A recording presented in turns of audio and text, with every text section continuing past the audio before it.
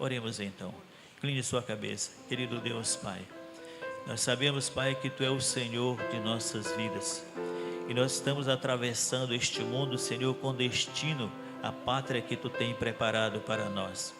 Mas, Senhor, o inimigo tem procurado e posto tantas barreiras em nossa frente, tantos precipícios, tantas dificuldades, mas graças a Ti, que Tu tens nos guardado, nos protegido e nos dado vitória, Pai, em cada dia que nós amanhecemos e terminamos, é um dia de vitória, porque à noite Tu tens nos guardado. Pai, que continue a cada dia nos despertando no sentido de entender e compreender que só Tu é que tem a segurança máxima para nossas vidas. Pai, prepara o nosso coração nesta noite, o nosso entendimento, a nossa mente, para que nós possamos compreender Tua palavra. E ao sairmos daqui da Tua casa, saiamos, Pai, com a compreensão maior da Tua vontade para com as nossas vidas. É assim que oramos a Ti, agradecidos por tudo, em nome de Jesus. Amém.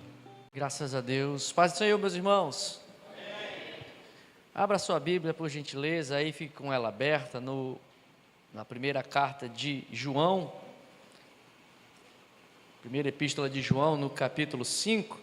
Nós estamos chegando ao final desta última carta, dessa primeira carta de João.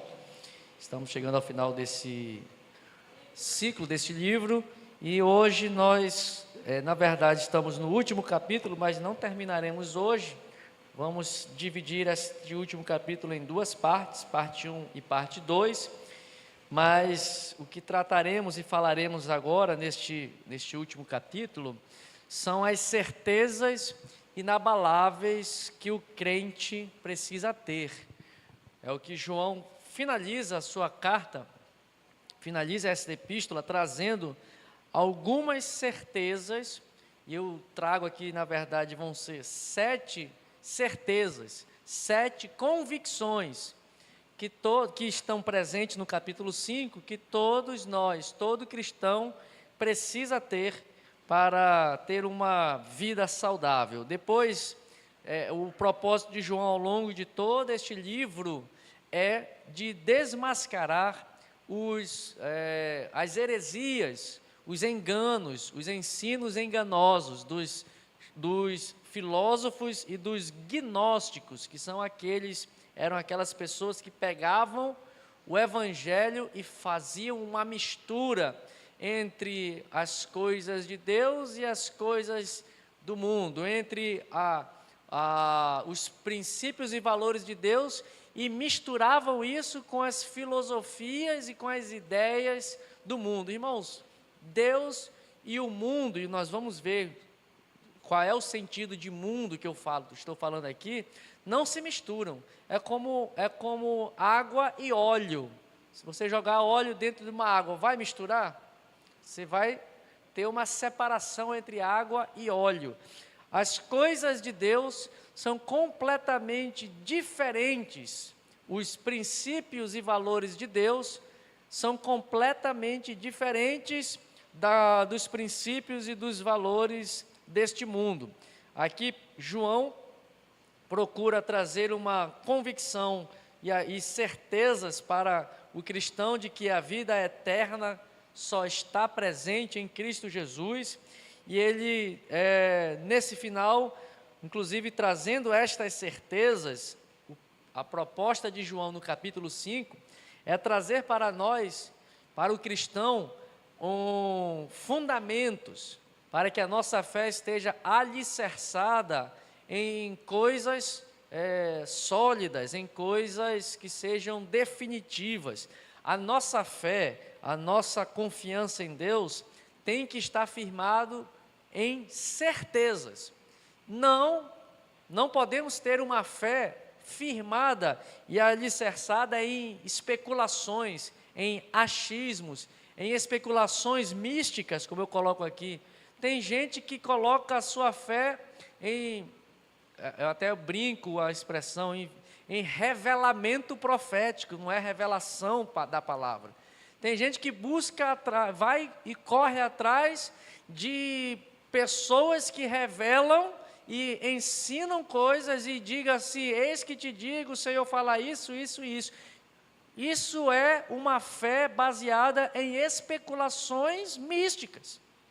Porque às vezes quem nos garante que o que se está sendo dito é fundamentado, tem realmente alicerce? Só se for compatível com a palavra. A maior revelação que nós temos, irmãos, é o que está nas Escrituras. Desconfie de todo profeta. E estou falando para você fazer isso sem exceção. Ponha todos os profetas à prova. Qualquer um que se arvore a dizer que está falando em nome de Deus, não fique logo derretido e achando que aquilo é de Deus mesmo. Confronte com a palavra. O profeta, inclusive no Antigo Testamento, era dada esta lei para que o povo confrontasse e avaliasse se aquilo que aquele profeta está dizendo não acontecesse, se o que o profeta profetizou não se tornasse realidade, qual era a consequência lá no Antigo Testamento para este profeta? Apedrejamento, morte. Sabe por quê? Está falando em nome de Deus, mas será que Deus está falando por meio dele? João traz no capítulo 5 estas certezas que nós precisamos ter para que nós não venhamos a cair nesses enganos, nestes misticismos, nessas fantasias e alegorias que muitas pessoas usam e fazem e falam usando o nome de Deus. Irmão, nem todo mundo que chama Senhor, Senhor, Jesus já falou isso. Nem todo mundo que diz Senhor, Senhor entrará no reino dos céus. Nem todo mundo que se diz falar em nome de Deus está falando por meio de Deus. Então temos que ter essas convicções, temos que ter essas certezas. E são certezas inabaláveis, por isso esse é o tema da mensagem. João é tão enfático na necessidade do crente ter essas convicções bem alicerçadas, que só nesse capítulo 5 ele usa algumas expressões bem enfáticas. A primeira expressão está no verso 2, ele diz, nisto consiste, ou seja, a realidade é essa. Aí no versículo 13, 15, 18, 19 e 20, ele usa, sabemos que, ou seja, o crente tem que saber certas coisas. Não pode ficar em dúvida. Ele diz, sabemos que, o versículo 14, ele vai dizer, a confiança que temos. Ele é uma outra expressão que ele usa para reforçar a certeza, a convicção que ele, João, tem das coisas de Deus e que ele espera que a igreja também tenha. Então, irmãos, nós precisamos dizer, a confiança que eu tenho em Jesus é por conta disso, disso, disso, disso. Sabemos que Cristo fez isso, isso, isso, isso. Eu sei, não é porque eu inventei, ou não é porque eu tive uma emoção, não é porque eu fui envolvido por algo emocional. Não, eu sei que é assim. Por mais que os meus olhos não vejam, eu sei que é desse jeito. Então, essas certezas nós precisamos ter. E quais são as certezas inabaláveis que eu e você precisamos saber, que está aqui no capítulo 5, que João está nos revelando? Hoje nós vamos tratar, na verdade aqui neste capítulo, nós vamos ter 7 convicções, 7 certezas que o crente precisa ter, 7 convicções precisam ser inabaláveis na nossa fé. A primeira convicção, as 2 primeiras nós vamos falar hoje, que é de que os filhos de Deus vencem o mundo, e a segunda convicção é de que Jesus é o Cristo e Ele é o Filho de Deus. Não podemos ter dúvidas dessas 2 coisas. Não podemos ter dúvidas de que Jesus é o Messias. Não podemos ter dúvidas de que Jesus é o Cristo. Não podemos ter dúvidas de que Jesus é o Filho de Deus enviado para nos salvar. Isso não pode haver dúvida na vida do cristão. Isso é uma certeza que precisa ser inabalável. E começando pela outra certeza, que é a primeira, nós precisamos saber que quem é filho de Deus vence o mundo. Pergunta do seu irmão, você é filho de Deus? Você é filho de Deus, então, se você é... e aqui é interessante fazer um parênteses.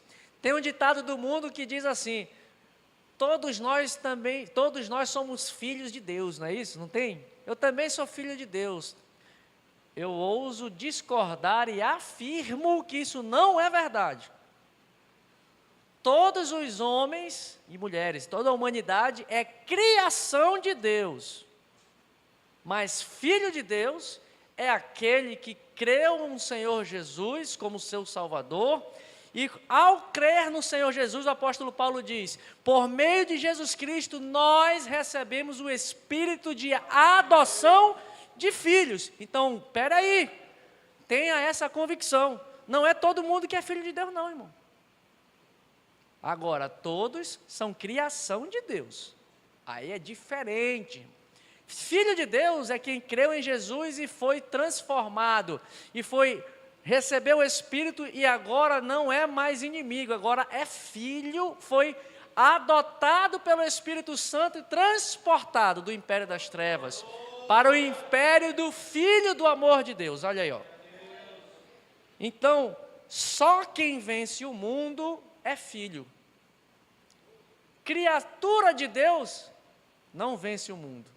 Ela está, na verdade, quem é a criação de Deus, está envolvido no sistema do mundo, está andando com a tropa, está andando com a correnteza, não faz diferença alguma, porque a criação, como disse o próprio Paulo lá em Romanos, ele fala que toda a criação foi subjugada ao pecado e à escravidão do pecado por conta da queda de Adão. Então, se a pessoa é só criação de Deus, está subjugada ao pecado. Agora, creu no Senhor Jesus, passou a ser filho. Se passou a ser filho, então agora tenha certeza que você é poderoso, não por você, mas pelo Cristo que habita em você, para vencer o mundo. Essa convicção tem que estar no nosso coração. Essa é a primeira certeza que João nos apresenta, e ele inclusive diz aqui, no versículo 1, ele diz: todo aquele, olha quem é que vence o mundo, todo aquele que crê que Jesus é o Cristo, é nascido de Deus. Então veja só é filho de Deus quem é minha filha, meus irmãos? A Elizabeth que está aqui, ela é minha filha? Não, ela é filha do Elton. Por quê? Nasceu do Elton e da Nádima. Minha filha é a Elisa, porque ela nasceu de mim e da minha esposa. A mesma coisa, só é filho de Deus se nascer de Deus. E para nascer de Deus, João está dizendo aqui, tem que crer em Jesus Cristo. Tem que crer no Senhor Jesus. Então só é filho quem nasceu de Deus. E só nasce de Deus quem crê em Jesus. Então, irmãos, aqui começa essa primeira certeza. Se nós cremos em Jesus, confiamos e aceitamos e cremos que Ele é o Salvador e por mim morreu pelos meus pecados, então a partir daí nós passamos a ser filhos de Deus e a nossa filiação diante de Deus está garantida, porque cremos no Senhor Jesus. Irmãos, e aqui eu continuo escrevendo aqui, crer em Jesus não é uma questão de aceitação intelectual. Eu creio que essa coluna vai segurar essa marquise aqui. Eu creio porque eu acho que o engenheiro ou o mestre de obras deve ter calculado certo as medidas para que essa coluna sustente o peso dessa daí, mas eu creio com a mente, eu não vi construir, eu não sei se realmente constrói, mas está há 51 anos de pé, então deve ter sido feito direito, né? Não tem nenhuma fissura, aqui o arquiteto profissional está dizendo, não tem nenhuma trinca, nenhuma fissura, é sinal que quem fez calculou certo, e está no lugar, e está nas medidas corretas. Mas isso é um conhecimento intelectual. Mas quem fez isso daí, ele sabe quantas carradas de areia ele colocou aí, ele sabe quantas carradas de pedra ele colocou aí, ele sabe quantas medidas de cimento ele colocou aí, ele sabe como é que ele fez. Então ele não só crê por uma imaginação.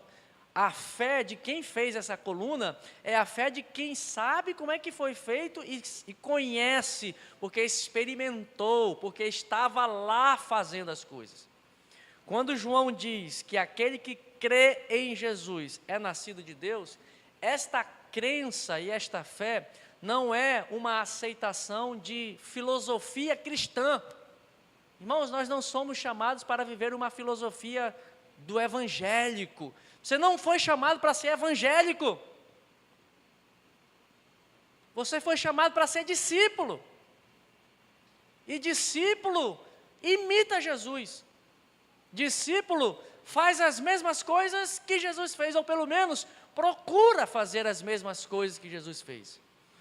Crer em Jesus não é aceitar um calhamaço de ensinos, de dogmas, de teologia e dizer, agora eu creio em Jesus. Não, crer em Jesus é um modo de viver completamente. Quem crê em Jesus, se antes roubava, não rouba mais.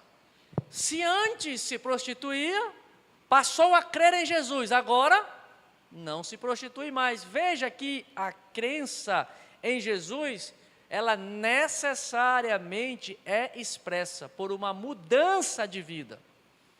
Se eu digo que eu creio em Jesus e faço as mesmas coisas, as minhas atitudes estão mostrando totalmente diferente. A minha fé é enganosa, porque não mudou nada. Então, fica lá nas mesmas práticas. Não é este tipo de fé, não é este tipo de crença que João está falando aqui. Esta crença, este crer em Jesus que João fala aqui, foi o que esse mesmo evangelista registrou no seu evangelho. Esse mesmo João registrou lá no capítulo 3, o discurso e a conversa de Jesus com Nicodemos, que Nicodemos perguntava. Qual foi a pergunta de Nicodemos? Como é que nós, mestre, como eu hei de herdar o reino? Aí Jesus vira para ele, Nicodemos, necessário vos é nascer de novo. Vou ter que entrar no ventre da minha mãe mais uma vez? Como pode, sendo eu já homem adulto? E Jesus diz, não é nascer do ventre da mãe, mas é nascer da água e do Espírito. Irmãos, quando Jesus diz que é necessário nascer de novo, Ele está dizendo, é preciso mudar de natureza. Quando nós nascemos, a gente até brinca, né? Rapaz, fulano não tem jeito não, ele tem que morrer e nascer de novo. Porque parece que não muda, parece que não se transforma. Jesus é drástico a esse ponto. Quem crê em Jesus é porque nasceu de novo e vive de uma forma diferente. Crer em Jesus, receber Jesus, não é apenas recebê-lo no coração, mas é imitá-lo num novo proceder. Quando João diz no versículo 1, no capítulo 5, que quem crê em Jesus é nascido de Deus, é esta crença, é esta fé que Jesus e que João está nos ensinando e dizendo, esses aí são os filhos. Então eu perguntei, você é filho de Deus? Precisamos refletir, se somos filhos de Deus, precisamos refletir na nossa vida se o nosso caminhar está em um processo de transformação. Irmãos, e não é, a caminhada com Jesus é um processo. Tem certos pecados que imediatamente quando aceitamos Jesus, nós já conseguimos nos livrar. Tem outros que nós precisamos continuar caminhando com Jesus, continuar andando com Ele, continuar experimentando, continuar imitando Jesus, e ao longo da caminhada nós vamos deixando e nos livrando de certos costumes. Nós não podemos ser também inocentes de achar, eu criei hoje, amanhã já estou 100% puro. Se for assim, meu irmão, você é como o ladrão da cruz. Aceitou Jesus e morreu, estava pronto. Mas não é assim a nossa vida. A esta caminhada, a esta jornada de deixar pecados, velhos hábitos, velhos costumes, é o que a palavra de Deus chama de santificação. Segui, pois, a santificação, sem a qual ninguém verá ao Senhor. Irmãos, mas quando nós nascemos de novo, cremos em Jesus, nascemos de novo, quando tropeçamos, meu Deus, pequei, me perdoa, Senhor. Tem um sentimento no nosso coração de dor, quando nós nascemos e entendemos que somos outra criatura. Aquele antigo Everlan ficou para trás, hoje tudo está se fazendo novo. É certo que eu ainda tenho maus costumes, é certo que eu ainda tenho pecados que eu preciso ir deixando, mas eu já não sou mais aquele mesmo de 5 anos, 10 anos atrás, porque eu já nasci de novo, eu já experimentei o Senhor, eu estou procurando imitar o Senhor Jesus. Esses aí são os filhos, irmãos. E João está dizendo nesses versículos 1 ao 5, que só vence o mundo quem é filho. Porque o mundo aqui que João está colocando, nesse versículo, está especificamente no versículo 4, leia comigo aí, o que é que está escrito no versículo 4? Vamos todos nós ler aí, você está com a sua Bíblia aberta, calma lá, 1, 2, 3 e... 1, 2, 3 e...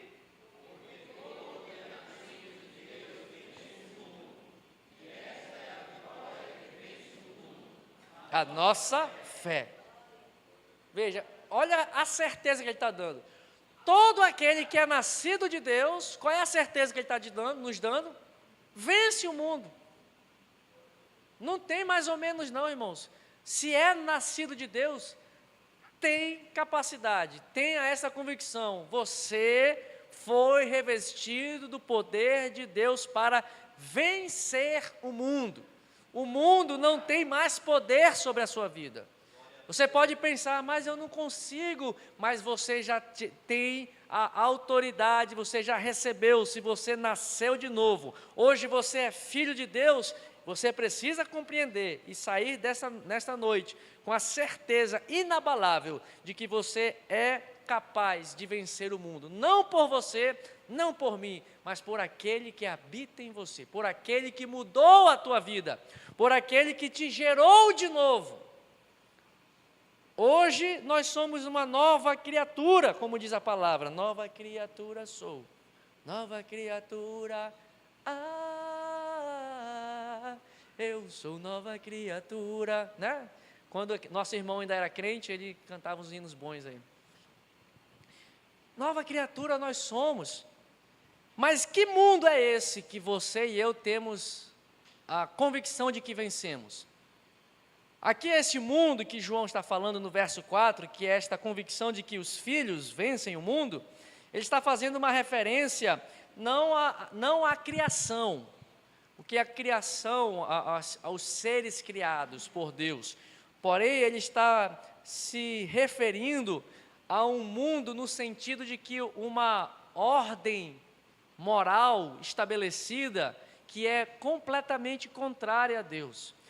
O mundo que ele se refere é o conjunto de princípios, é um conjunto de ideias, é um conjunto de valores que o sistema do mundo tem, que é completamente hostil à vontade de Deus. O mundo que ele está falando aqui é uma ordem estabelecida com bases no pecado. Tudo que está no mundo, esse mesmo João aqui, nessa mesma epístola, ele fala que todas as coisas que existem no mundo, tudo que está no mundo é contrário a Deus. As concupiscências da vida, a soberba da vida, a concupiscência dos olhos, tudo que está no mundo, ela é passageira, ela é contrário a Deus. E essa expressão mundo significa um sistema que é contrário e hostil, que guerreia contra o reino dos céus. Por isso a palavra de Deus nos chama de peregrinos, Por isso a palavra de Deus nos chama de forasteiros. Por isso a palavra de Deus lá, o escritor aos Hebreus diz que nós não temos nesta terra lugar definitivo, nós não temos nesta terra lugar de repouso, porque o nosso lugar de repouso e o nosso lugar definitivo é o reino dos céus, e falávamos isso na escola bíblica dominical. Mundo aqui é tudo o que se refere a princípios e valores que são contrários a Deus. E tudo que está no mundo jaz em quem? Então veja, irmãos, as coisas do mundo, as amizades do mundo vão te levar, corrompe o bom costumes, Paulo escreve isso, as más conversações corrompem os maus costumes. Porque se você for sentar na roda das pessoas que estão no mundo, falo pelos homens, o que vai falar? Vai falar de cachaça e vai falar de mulher. E futebol até vai lá, né? Eu estou meio com a cabeça cheia, mas tudo bem. Final de semana foi duro para nós. Mas aí são as maiores, aí todo mundo é o... Não, eu peguei fulana, eu peguei ciclana, eu fiz isso, eu fiz aquilo. Irmão, só vai ter não tem, ninguém vai falar de coisa boa que edifique. Porque é o sistema do mundo. O sistema do mundo, pense num computador. Você pega um computador, aqui tem um rapaz da área de TI. Você pega um notebook, todo mundo sabe o que é um notebook, né? Pega um notebook lá. Se o notebook sozinho, liga ele na tomada, se não tiver nenhum sistema operacional, vai fazer o quê? Vai ser útil esse computador? Você vai fazer alguma coisa? Se não tiver instalado ali um Word, você vai fazer um texto? Não. Se tiver instalado ali, se não tiver instalado um Excel, que é um sistema, você vai conseguir fazer planilhas, organizar a sua questão financeira? Não. Se não tiver o Windows, o computador vai servir para você fazer alguma coisa? Não, né? Vai ficar lá, vai só consumir energia. E a Amazonas Energia vai te agradecer. Não faz nada, porque o hardware, que é o notebook, sem um sistema dentro, não serve para nada. Agora traga isso para você. Você é o notebook. Você é o hardware. Você é o barro, é o hardware. E tem algum sistema que está operando dentro de você. Ou é o sistema do reino dos céus, ou é o sistema do mundo. Só que o sistema do mundo só vai te fazer produzir coisa ruim. Morte, adultério, engano, prostituição, lascívia, só vai... Esse é o sistema do mundo, é esse mundo que João está falando aqui. É com essa ótica, com essa semântica, com esse sentido que a palavra mundo faz referência aqui. A sua vida sem Jesus vai só fazer o que não presta, vai só dar tela azul. Né? Quem é da informática captou essa... Só vai dar problema, irmãos. Por quê? Porque tem um vírus aí dentro de nós que se chama pecado, irmãos. Então João está dizendo aqui, quem é criatura está com o sistema operacional do pecado instalado. Se está com o sistema operacional do pecado instalado, vai fazer coisa boa, irmão? Sim ou não? O que ele vai fazer? Matar, roubar, destruir, enganar. O mundo aqui que João está dizendo tem este sentido. O sistema operacional que nos leva para distantes de Deus. Só consegue vencer este mundo quem saiu desse sistema, quem recebeu um antivírus chamado Jesus Cristo de Nazaré, que faz com que este sistema seja restaurado e volte para o sistema original que Deus planejou. Agora, é isso, irmãos, é essa analogia que significa nova criatura, nascer de novo. Ser nascido de novo significa que Jesus entrou na nossa vida, tirou o vírus do pecado, e agora, sem o vírus do pecado, com o Espírito Santo dentro de nós, nós podemos vencer o mundo, esse sistema corrompido. João está dizendo, Todo aquele que vence o mundo é nascido de Deus. Irmãos, nós só podemos ser vencedores, só podemos vencer quando nós nascemos a partir da crença no Senhor Jesus. Aqui dava para ter outra analogia para o filme Matrix, quem já assistiu. Pegue a pílula vermelha. Não fique lá, um personagem do Matrix dava 2 pílulas, né? A pílula azul, que aí você permaneceria na ilusão da rede da Matrix, ou você pegaria a pílula vermelha, que era a pílula que abriria a mente e desconectaria da Matrix, da rede. Jesus é essa pílula vermelha que nos desconecta do pecado, que nos dá a capacidade de vencer o sistema caído e corrompido deste mundo e nos torna filhos. E agora, em Cristo Jesus, não somos mais deste mundo, mas agora nós somos filhos de Deus. Recebemos a partir da crença e da confiança em Cristo Jesus, nós já recebemos a nova natureza em Cristo Jesus, um novo homem, uma nova mulher, uma nova história Deus tem para mim, uma nova história Deus tem para ti, uma nova história Deus tem para nossas vidas, porque já nascemos de novo e já vencemos o mundo. Irmãos, e é nas circunstâncias do dia a dia, e é no nosso cotidiano, que nós vamos vencendo esse sistema. É no dia a dia que nós vamos vencendo as nossas iras. É no dia a dia, você pede assim, alguém já fez alguma oração no sentido, Senhor, me dá mais paciência? Já? Quem já fez, levanta a mão. Me diga uma coisa, o que aconteceu depois que você fez essa oração? Mais gente te atazanou? Mais gente te perturbou? Mas claro, você pediu paciência. Se você pediu paciência, alguém tem que te perturbar para você testar a tua paciência.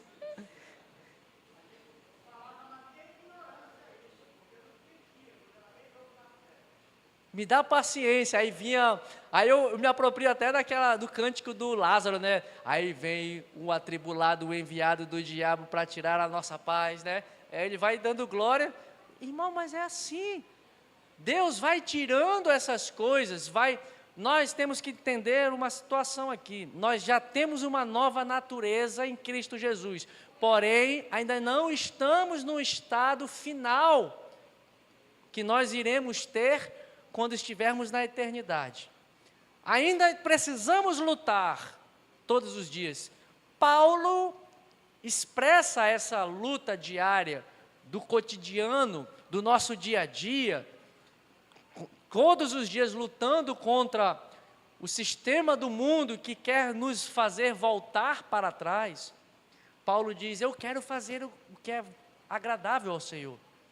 Eu quero fazer o que é bom ao Senhor. Está lá em Romanos capítulo 7. Joga aí, Romanos 7, capítulo 7, verso 12 ao 25. Você pode ler aí, Paulo está nesse conflito interno, no seu cotidiano, ele está nesse conflito dizendo, mas espera aí, Jesus, eu quero fazer o que é agradável a Ti, eu já nasci de novo, eu quero fazer o que é bom, mas o bem que eu quero fazer, a Tua vontade que eu quero fazer, Paulo diz, eu não consigo, porque vem o mal que está dentro de mim e me faz desviar da vontade. O meu espírito quer fazer o que é agradável, o que está nos teus mandamentos, mas a minha carne quer fazer o que é contrário aos teus mandamentos. E eu vejo, Paulo continua aqui, dizendo vai até o verso 25, aí só pega aqui a partir daí, ele vai fazendo essa construção que é o que você certamente passa todo dia.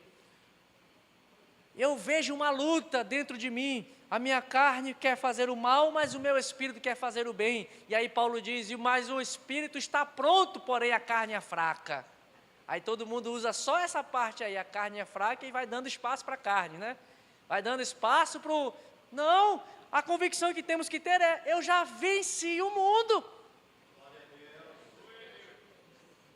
Irmão, mas eu acho que Satanás é brasileiro. Eu só acho.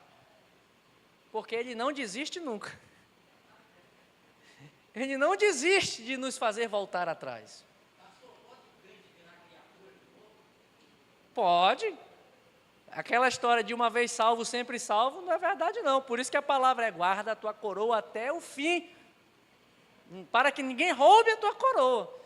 Nós podemos voltar a ser criaturas sem Cristo. Hebreus, inclusive, escreve isso, o capítulo 6 do escritor aos Hebreus, ele diz: olha, é impossível que aqueles que experimentaram das bênçãos da vida vindoura e voltaram atrás, voltaram para a velha vida, apostataram da fé, o escritor aos Hebreus diz, é impossível novamente essas pessoas serem restauradas para a salvação. Então é possível crer em Jesus e descrer. Crer em Jesus, talvez alguém que faça isso foi alguém que creu com a mente. Recebeu um conjunto de ensinos teológicos achando que isso é aceitar Jesus. Não, irmão. Aceitar Jesus não é crer em uma lista de dogmas. Isso pode, isso não pode. Tem gente que gosta de fazer isso, né? Não, isso aqui não pode. Os antigos, com um certo zelo, faziam muito mais isso. Assistir televisão é pecado. Cortar o cabelo das mulheres é pecado. Tomar Coca-Cola é pecado. Fazer isso é pecado. Porque com uma tentativa de zelar pela fé. Mas, irmão, não. Quem nasce de novo vai ter a televisão em casa e vai saber: esse programa é inadequado, não é para mim, eu sou crente, eu sou um filho de Deus, isso aqui não é para filho de Deus. Quem é filho de Deus pode ter um videogame, irmãos, mas não vai ficar jogando um jogo lá de Doom. Esse Doom é antigo, na época do videogame.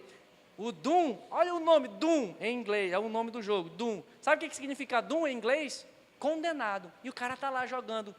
E o personagem vai caminhando, sabe por onde? Pelo inferno. Você conduz um personagem no jogo que vai andando pelo inferno. E você está lá. Quem é filho de Deus vai ter o videogame. Mas sabe que não é jogo para crente jogar. Sabe que aquilo não é para cristão. Quem é crente e nasceu de novo, tem Netflix. Mas não vai assistir. Eu estou desatualizado, até cancelei meu Netflix. O que é que está aí atual da moda aí? Não vai assistir filme de terror. A Freira, tem um filme pesado aí, A Freira, ou A Coisa, aquele do palhacinho. Claro que não. Quem é filho de Deus sabe discernir. Isso aqui não é de crente, isso aqui não é para filho de Deus. Isso aqui é para quem está no sistema do mundo. Irmão, veja, por isso que Paulo escreve e diz: todas as coisas me são lícitas, mas nem todas as coisas convém a um filho de Deus fazer. Por isso eu não sou daquele tipo de pastor que diz assim: faça isso, faça aquilo, faça isso, faça aquilo. Não, meu irmão, eu não sou o seu tutor. O seu tutor é o Espírito Santo de Deus. Quem te guia a toda a verdade é o Espírito Santo. A sua mãe não vai estar lá no teu quarto todos os dias para dizer o que faz ou deixa de fazer. O seu pai, o seu marido, o seu pastor, o seu dirigente não vai estar lhe dizendo: faça isso ou não faça aquilo. Não, irmãos, nós temos que crescer, deixarmos de ser meninos. O Espírito Santo nos conduz a toda a verdade e nós sabemos quando nós estamos contrários à vontade de Deus. É ou não é verdade? Tem aquele friozinho na barriga, não vem aquele friozinho na barriga? Não vem aquela suspeito que isso aqui não é de Deus. Desconfio que isso aqui não é agradável ao Senhor. Fale a verdade, meu irmão, se não é verdade isso. O Espírito Santo está lá com toda a graça, mansidão, misericórdia, falando: meu filho, sai fora dessa. Tenha o seu Netflix, mas não assista isso não. Tenha seu videogame, mas não vai jogar Doom, Counter-Strike, por aí vai. Eu estou um pouco desatualizado, faz tempo que eu não jogo videogame, eu tinha. Mas eu sempre gostei de futebol, FIFA, jogo de esporte, basquete, eu sempre fui mais dessa linha aí. Sabe, irmão, você pode ter o que você quiser, desde que você tenha aquilo que um filho de Deus possa ter. Isso é liberdade, irmãos. Sabe, a verdadeira liberdade que o Evangelho nos dá é isso. Isso é ser livre. Paulo, inclusive, falando sobre liberdade, ele diz isso. eu posso ter tudo, mas nada me possui. Irmãos, quantas vezes nós somos possuídos por coisas? Eu posso ter tudo, irmãos, mas nada deve me possuir. Só quem deve me possuir é o Espírito Santo de Deus. Então isso vai ser expresso no cotidiano, meus irmãos. As circunstâncias do dia a dia vão testando o nosso caráter, vão nos provando, vão nos aperfeiçoando, e nós precisamos ter esta convicção de que a vitória contra o mundo é daqueles que creem em Jesus Cristo, que nasceram de novo e que imitam Jesus.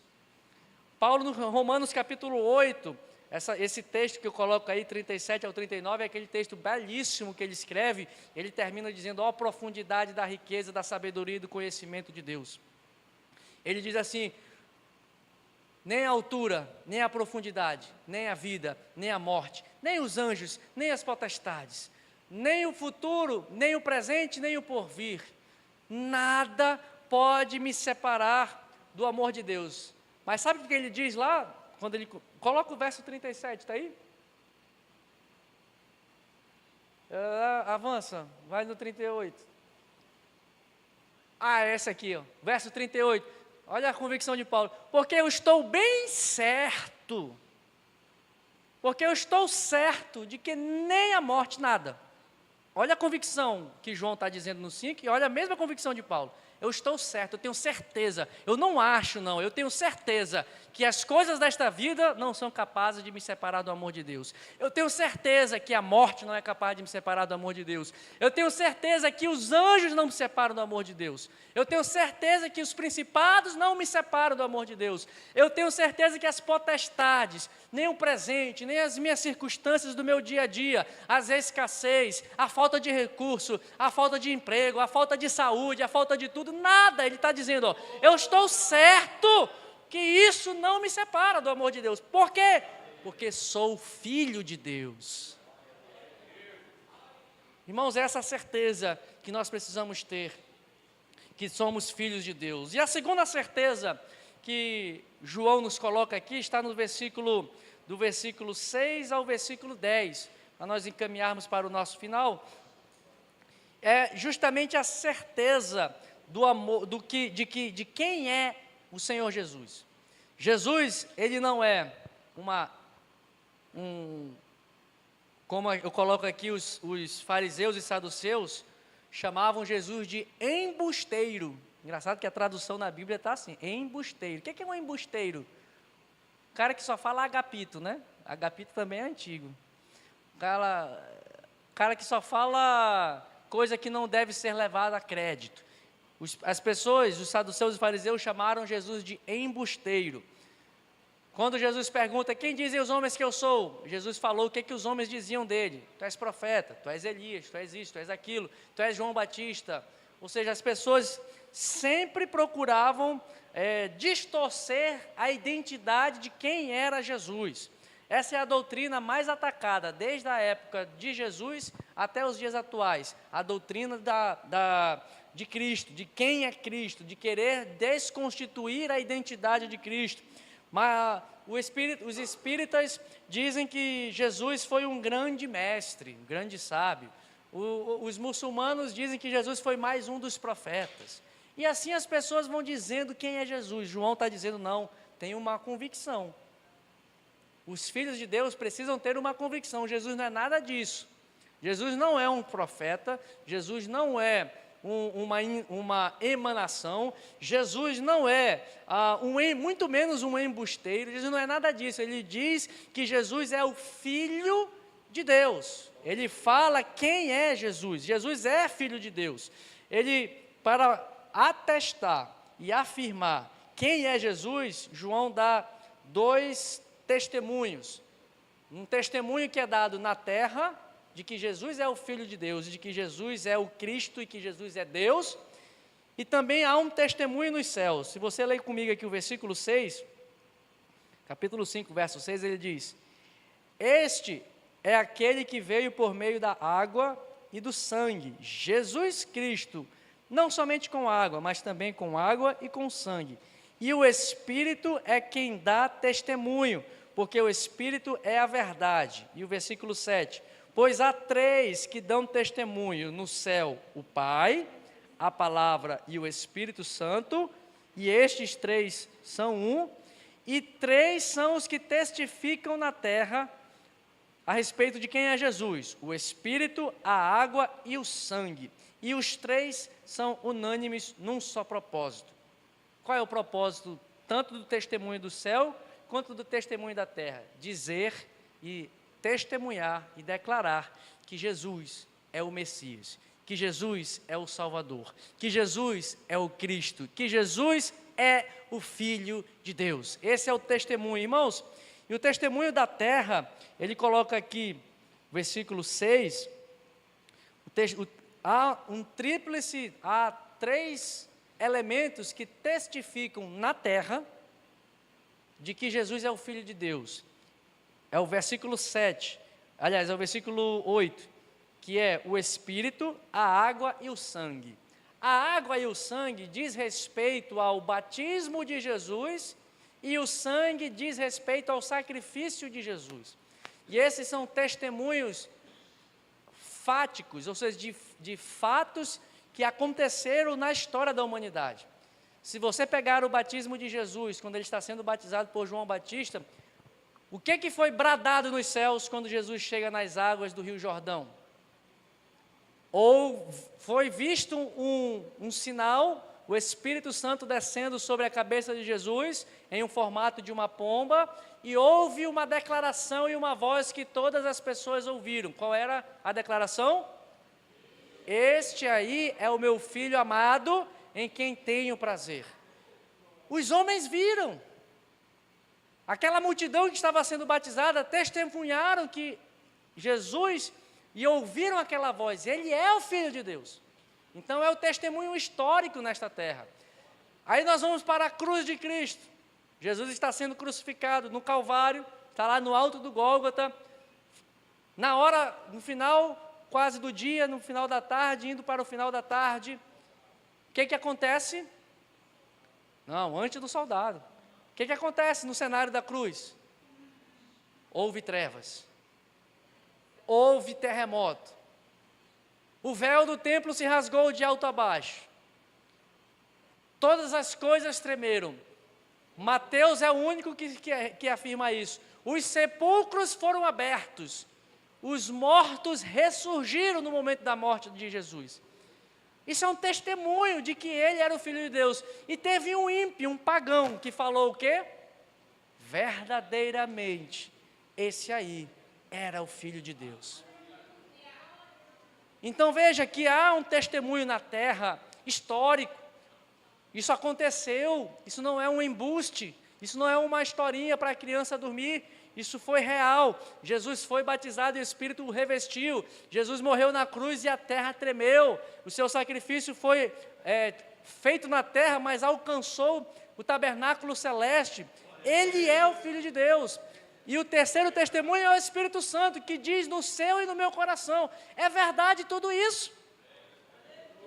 É por isso que a palavra diz que o Espírito Santo é quem testifica no coração do homem e que nos convence do pecado, da justiça e do juízo. É o Espírito Santo que testifica internamente dentro de nós e que nos dá a certeza e a convicção, verdadeiramente, aquele Jesus era o Filho de Deus e eu preciso dele para me tornar filho de Deus também.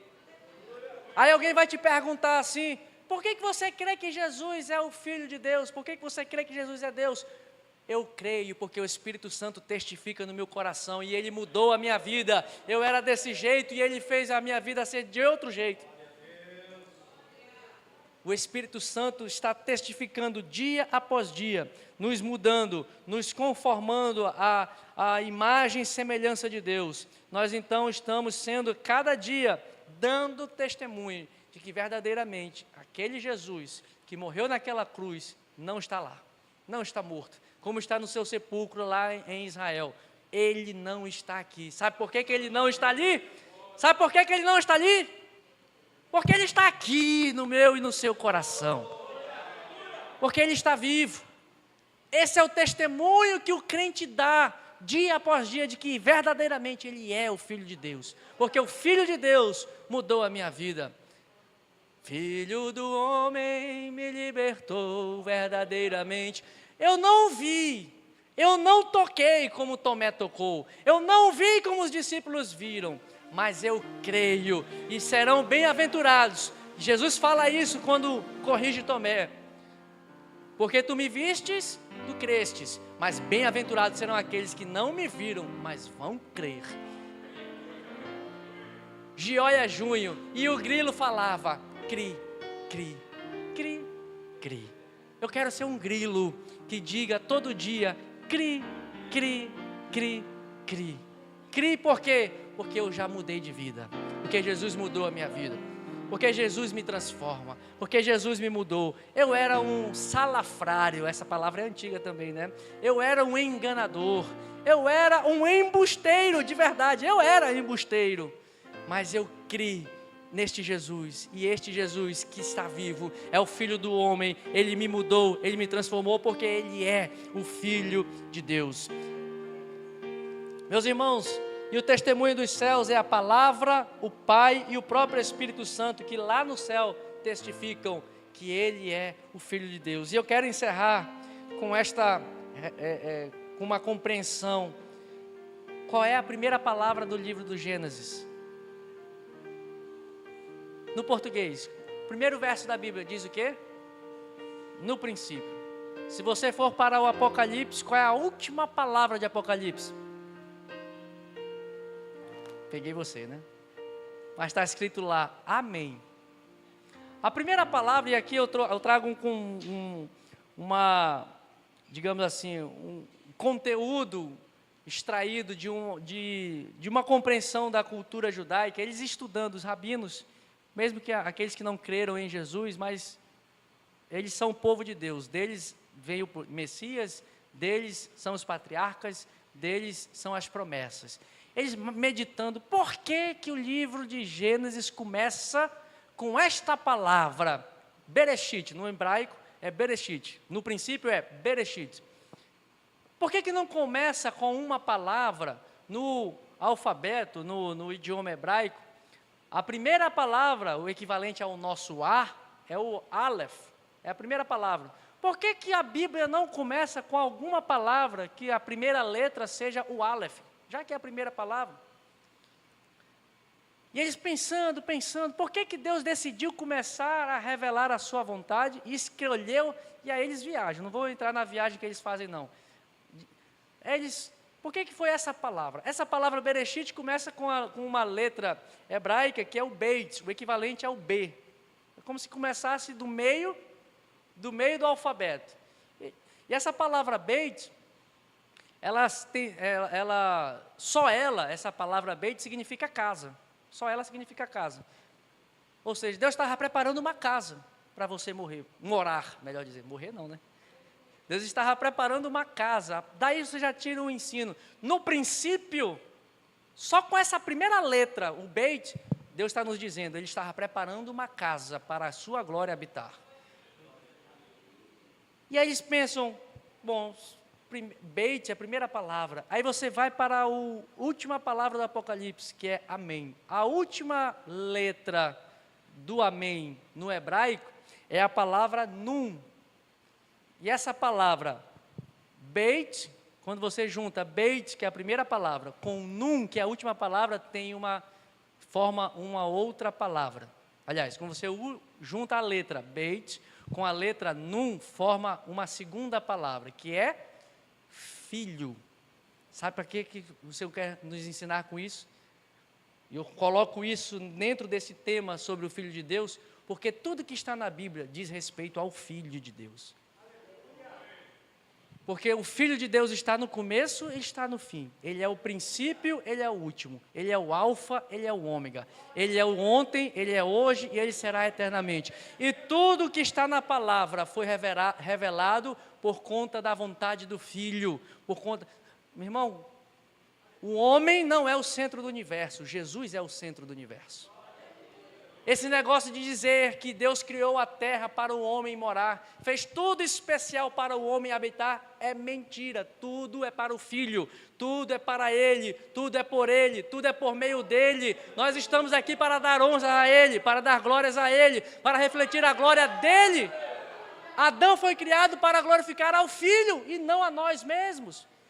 A Bíblia, de início ao fim, diz e nos fala de que o Filho de Deus foi enviado a nós para nos resgatar da nossa vã maneira de viver.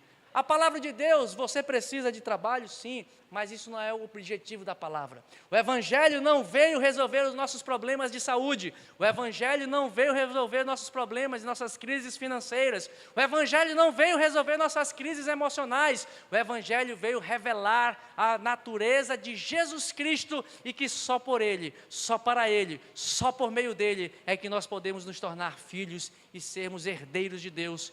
Por isso que Paulo diz, herdeiros de Deus, co-herdeiros de todas as bênçãos espirituais com Cristo Jesus. Tudo é para Ele. Por isso que a palavra vem revelar quem é Jesus. Quer saber quem é Jesus, irmão? Estude a palavra. Porque de Gênesis a Apocalipse, tudo é para Deus. Tudo é para Jesus. Tudo é por Ele, tudo é para Ele. Você e eu não somos o centro do universo. Não fique orando assim, Jesus, se tu me amas, Jesus, se é que eu tenho algum crédito contigo, Jesus, irmão, você não é o centro do mundo, Jesus é. Dizer que o mundo foi criado para o homem, isso está errado.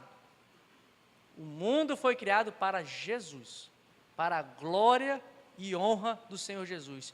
Nós temos o privilégio de estarmos inseridos nesta glória, participando desta experiência, participando da intimidade do relacionamento com Jesus. Que o Senhor nos ajude, meus irmãos, que o Senhor nos abençoe, que nós possamos sair daqui nesta noite com essas duas convicções.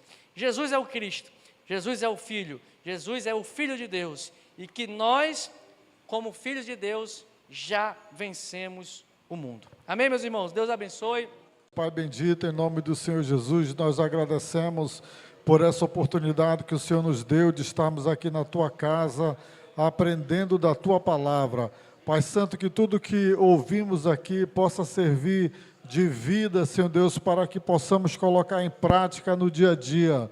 Pai Santo, também te apresentamos os nossos irmãos que estão enfermos, a discípula Maiane, o Luiz Pereira Sena Júnior, Senhor, que foi submetido a uma cirurgia. Nós cremos que o Senhor tem um propósito nessa vida e pedimos que o Senhor toque nesses corpos e que eles sejam curados pelo poder do nome do Senhor Jesus. Pai bendito, também te apresentamos tudo aqui que vai ser feito pela Tua igreja durante essa semana, que toda a programação que está aqui, Senhor, ela tenha um êxito, tenha sucesso, e que tudo seja feito para a glória do Senhor, que a boa mão do Senhor esteja conduzindo. Pai bendito, agora nos leve em paz para as nossas casas. Nos livra, Senhor, da bala perdida, nos livra de todo mal, nos guarda debaixo das Tuas asas e nos dá uma semana abençoada. É assim que nós oramos e confiamos no nome do Senhor Jesus. A graça do nosso Senhor Jesus Cristo, o amor de Deus, a comunhão e a consolação do Espírito Santo seja com todo o povo de Deus. Nós dizemos...